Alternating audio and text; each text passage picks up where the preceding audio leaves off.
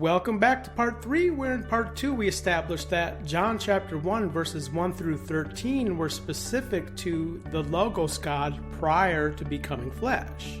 Where notice here in John 1:6 it says there became to be a human, anthropos, who of course was John the Baptizer, who himself understood exactly what is the context of this series.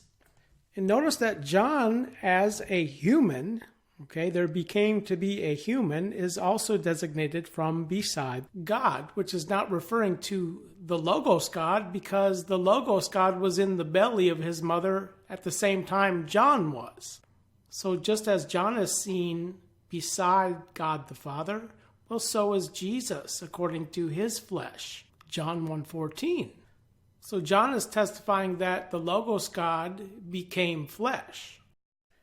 So, now here in John chapter 1 verse 14, the Word becomes flesh. Where in verse 15, we see that the context concerns the birth of both John and Jesus, the human. Where only become in John 1:14 points to Luke 1:35. The ability of the Most High, the Father, will beshadow you, therefore will also the holy becoming be called Son of God. Where in Luke 1:31, his name is designated as Jesus, which points to John 1:17, which we'll get to in a moment.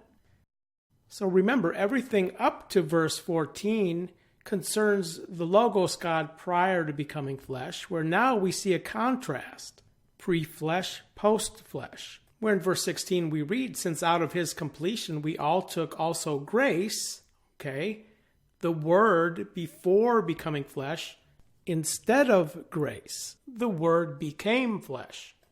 Where this word completion here refers to verses such as Matthew 5:17 and Galatians chapter 4 verse 4. The Logos God didn't give the law through Moses as a means of completion, but as a pedagogue. So the completion of the time came concerns the Word became flesh, the instead of grace. So when we come to the last two verses here, since the law was given through Moses concerns the Logos God before becoming into flesh. But the grace and the truth became to be through Jesus.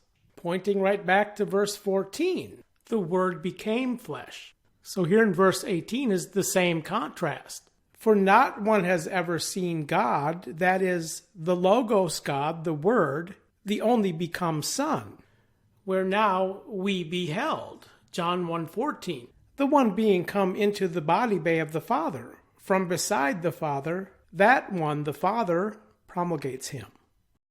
So, in conclusion, simply understand verses 1 through 13 concern the Logos God pre-flesh, where the testimony of John according to his flesh testifies to Jesus, the Word becoming flesh, where simply verses 14 through 18 flip-flop between the context of the Word prior to becoming flesh and the Word become flesh.